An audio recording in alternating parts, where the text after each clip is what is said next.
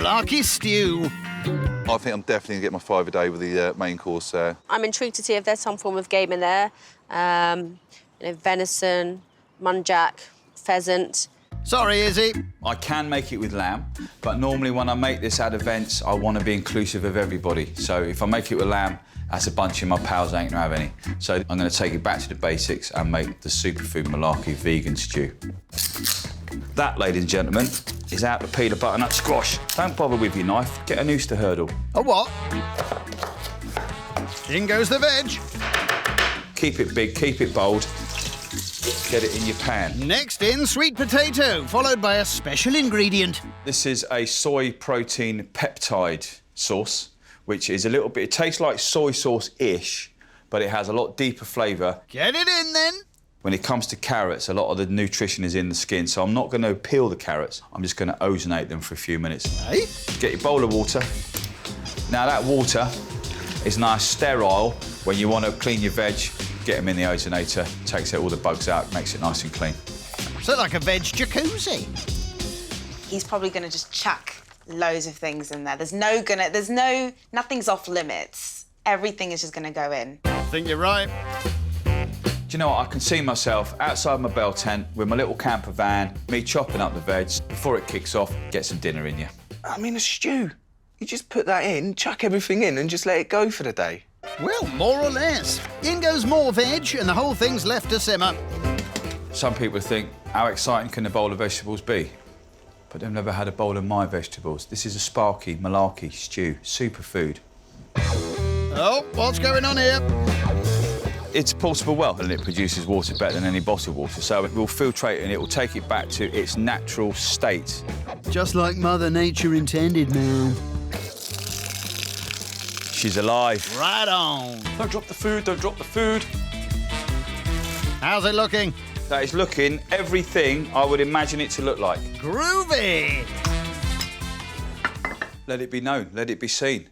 The winning dinner is ready to serve. Here it is, super food malarkey stew with shop-bought bread. Even though there is no vegetarians amongst us, this is a vegan meal. I'm not a vegan, but I make it vegan, therefore everybody can have some. Enjoy. It's 13 vegetables in a bowl. What's the malarkey bit of this meal? My friends call me Sparky Malarkey. About the second time I ever made it, I said to him, yeah, if you go to camp, there's a bit of stew there, you can have some. And then about an hour later, I'm walking across the field, he went, superfood malarkey. And it's kind of stuck, that's what it's been called. I think it's really hearty, and I did expect this kind of like hearty meal. Warm, hearty food for a festival. I wouldn't say this translate to a dinner party.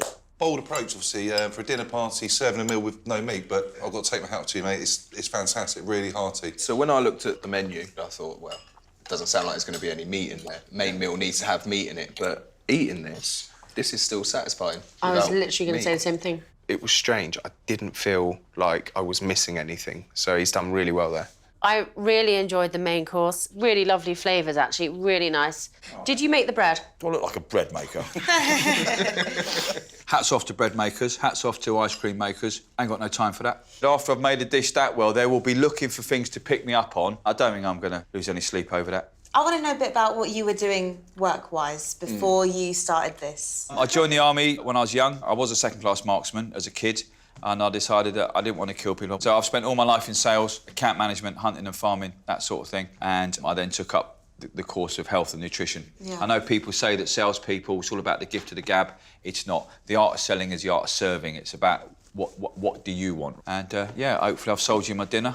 I mean, you can have it for free, but you're welcome to buy it. You can definitely hear the passion in his voice. He's very passionate about health and what he sticks into his body. He's a complicated character, and there's so much to him, which I absolutely love. What is the weirdest thing that you guys have ever eaten? Whatever or this week? Actually, it's both the same. It's called turkey mole. Yeah. To be honest with you. Aside from turkey mole...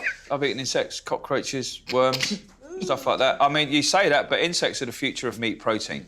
And I've tried them all. Cockroaches and worms, I would never eat them even if I was given £1 million. You sure? Yeah.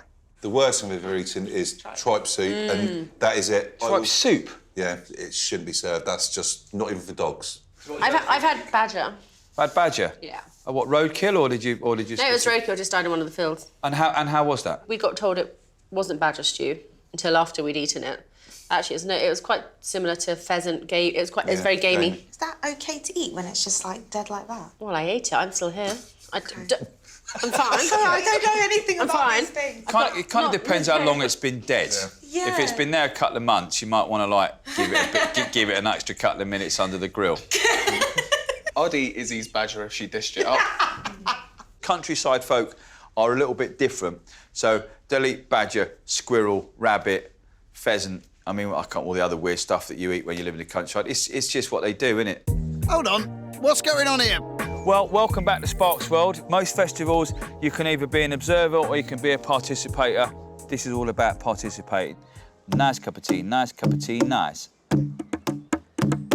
If I was to think about sort of a free-flowing festival environment, everyone sat around banging some drums, then yeah, he hit the nail on the head. Nice cup of tea, nice cup of tea. Nice cup of tea, nice cup of tea, nice. Nice cup of tea. Nice cup of tea, nice. Nice. I really loved it. I think I was getting into it. I found that when I was playing, I was like very off. Nice cup of tea, nice cup of tea, nice. Enjoying it, Chris? Tea, nice. Mark was in his element. He really was in his element, being at the centre, obviously with his poetry, and we're all there playing along with him. We went into the kitchen. We grabbed some pots and pans. I love the little setup of the jamming session. You know, Mark really got into it. It's been a great night. Thank you very much. Atmosphere's been electric. It's been the best atmosphere of the week. And I don't say that because it's me. I say that because it just has been. So, yeah, actually, no, it's because of me.